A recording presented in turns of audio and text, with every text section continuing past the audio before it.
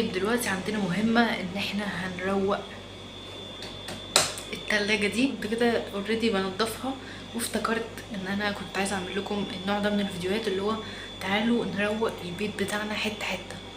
تمام، فاظن ان دي سلسلة هتبقى مفيدة وهتخلي بنات كتيرة تتشجع وتقوم تنظف البيت من اوله لاخره، تنظيفة اللي هي ايه، مش العيد بقى، يعني احسن من كده، ليفل الوحش بقى. انا كنت بعمل الرف ده يعني بغسله كده، هكمل عليه كده.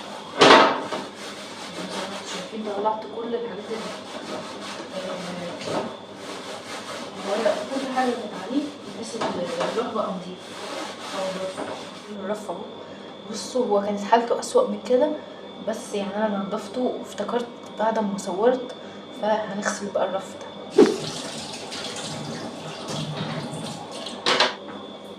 بصوا الروح بقى نضيف ازاي، هنشفه. دي التلاجة قبل، استنى اعمل لكم الفوكس اهو.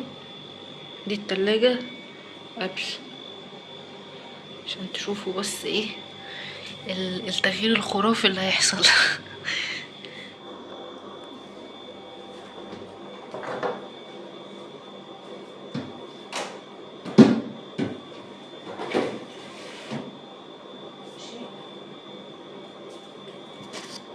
الحاجات اللي انا هنضفها من العمق والتعمق والحاجات دي كلها، ماشي. شيل كل ده هنضفه وارجع لكم. انا هوريكم الرف اللي تحت، ايه رايكم؟ تحفه. انا نضفت الرف اللي فوق تمام، والرف ده برضو، وده كله بقى نضيف. زاوية التصوير دلوقتي يا جماعه ابتكار، انبهار، سربرايز. ازيكم يا حلوين من التلاجة بتاعتنا؟ تعالوا انبهروا، عايزاكم تنبهروا. اي خدمة اهو. والرفوف اللي تحت سيبكم من الترتيب عشان انا مغيرتش قوي في الترتيب، عشان عادي يعني سبته زي ما هو، بس التلاجة رجعت يا جماعة عروسة.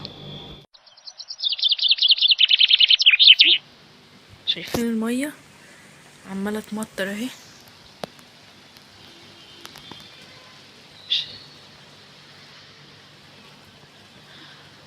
يعني كنت لسه هقول لكم ان انا شتيت وكده والجو برد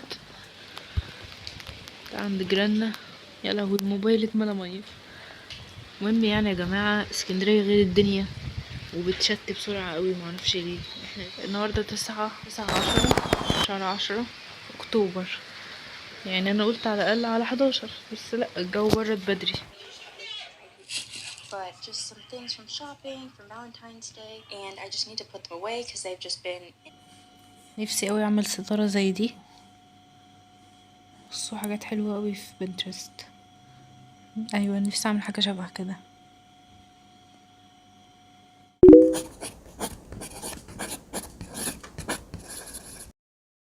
عايزه اكلمكم شويه عشان انتوا عارفين ان انا مقدرش مرغيش في اي فلوج من صعوبة التصوير او صعوبة ان انا اعمل فيديو. لما اكون انا صانعة محتوى عايزة اعمل محتوى كويس بجودة كويسة، مش سهل ان الواحد يكون عنده دايما افكار جديدة. تمام، ان هو يصورها وكده، ودايما بيحاول ان هو، يعني انا من الناس اللي بحاول اعصر دماغي عشان اطلع فكرة حلوة.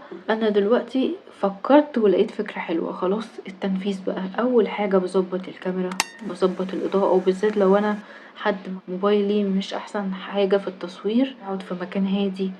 لو اتلخبطت في كلمة بعيد الفيديو مرة واتنين وتلاتة، ولازم اللقطة كلها تطلع مظبوطة، الإضاءة ومفيش صوت حواليا وانا اتكلمت صح. التلات حاجات دول لازم احققهم في اللقطة اللي انا هصورها. بقى يا جماعة زوايا التصوير دي محتاجة فعلا دراسة، يعني مثلا مش شرط ان انا اروح كورس لو مش متوفر لي، عادي جدا اليوتيوب مليان يقدر يعلمك زوايا تصوير سينمائية وزوايا تصوير فلوجات عادي على اليوتيوب، ويعني زوايا تصوير كتيرة جدا. طبعا اليوتيوبر الشاطر دايما بيحاول يجيب زوايا جديدة، او حتى مش زوايا جديدة بس زوايا كتيرة قوي في الفيديو عشان الفيديو ما يبقاش ممل. اقول لكم بشتكلكم عشان تعرفوا انه فعلا تصوير الفيديوهات مش حاجة سهلة قوي، لان انا كمان لو انا خارجة لازم افتكر ان انا اصور وانا راجعة وانا رايحة، الحاجات اللي انا بشتريها اصورها بجودة حلوة من غير ما يطلع اغاني، عشان لو في اغاني هشيل الاغاني. تمام. المونتاج ده بقى قصة تانية. انا برفع القبعة لاي حد بيعمل محتوى، ولو كمان مش بيعمل فلوجات بقى بيعمل محتوى سفر وحاجات زي كده، طبعا بيبقى التعب اكتر واكتر بكتير. ولكن كلنا بنجتهد ان احنا نطلع افكار جديدة، اشكال جديدة، زوايا مختلفة في التصوير. لكم مشاكل التصوير، نيجي بقى لمشاكل المونتاج. انا صورت لقطة عجبتني تمام، واللقطة اللي عجبتني دي كان يعني حواليا يا اما ناس كتيرة بتتكلم يا اما شتايم يا اما اغاني، فانا المفروض ان انا بعمل ميوت. لو حد فعلا مش حابب اليوتيوب، مش متحمس شوية لفكرة ان هو يعمل قناة على اليوتيوب، وشاف المشاكل والحاجات الكتيرة اللي بتحصل، ممكن ما يستمرش. فعلا سر ان انت تكمل في اليوتيوب، عشان اليوتيوب دلوقتي لازم تصور بجودة كويسة وبأحسن حاجة تقدر تطلعها، لازم تبذل مجهود كبير. وطبعا معروف ان اليوتيوب دي اصعب منصة تقدر ان انت تجيب من عليها متابعين. يعني التيك توك ينفع سهل ان انت تجيب متابعين كتير، الانستجرام ومعظم المنصات، الا اليوتيوب فعلا ما بيوصلهوش غير او مش بيتشاف دلوقتي، بالذات بما ان القنوات دلوقتي بقت كتيرة مش زي زمان في بداية اليوتيوب. فلازم تبقى جدير بالثقة عشان تشتغل في اللي هو منصة اليوتيوب وكده. ومش عارف تصور فلوج في وسط الناس عادي، هتصور يعني مشهد سينمائي او مثلا الترام جاي فانا عايزة اطلع لفوق كده وانزل، يعني مثلا كده اللي هي زاوية التصوير من تحت لفوق كده عشان يبان لقطة سينمائية. فلازم ان احنا نتحلى بالثقة. تمام. مشاكل المونتاج فعلا كتيرة جدا، وزي ما قلت لكم برضو دي من ضمن المشاكل. يا جماعة كنت مصورة لكم يعني مقطع الفلوج، كنت بكمله، خلصت اول 3 دقايق ومنتجت الفيديو وصورته والدنيا تمام، مسحت كل حاجة. يا جماعة بجد انا ما اقولكمش انا اتضايقت قد ايه.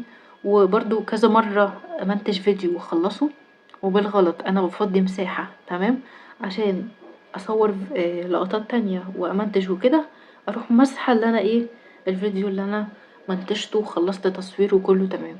فده برضو من الحاجات المستفزة جدا. البرامج المدفوعة او البرامج اللي بيعملوا فيها سياسات جديدة، فيخلوكي خلاص تستغني للأسف عن البرامج دي اللي هي برامج المونتاج وكده. ففي مشاكل كتيرة جدا، وطبعا لازم نتعلم كتير جدا عشان نوصل لطريقة تصوير كويسة وجودة حلوة وإضاءة وكل ده. والله يا جماعة محتاج شهور عشان جودة فيديو حلوة، وفيديو ينفع الناس تتفرج عليه متزهقش، يعني يكون الفيديو مثلا لو 10 دقايق من أوله لآخره ممتع جدا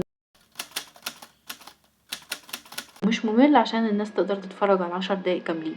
فدي برضو مش مهمة سهلة خالص. فيعني الحمد لله اشتكيت لكم شوية من اللي بيحصل معايا وانا في ثانوية عامة وبس كده.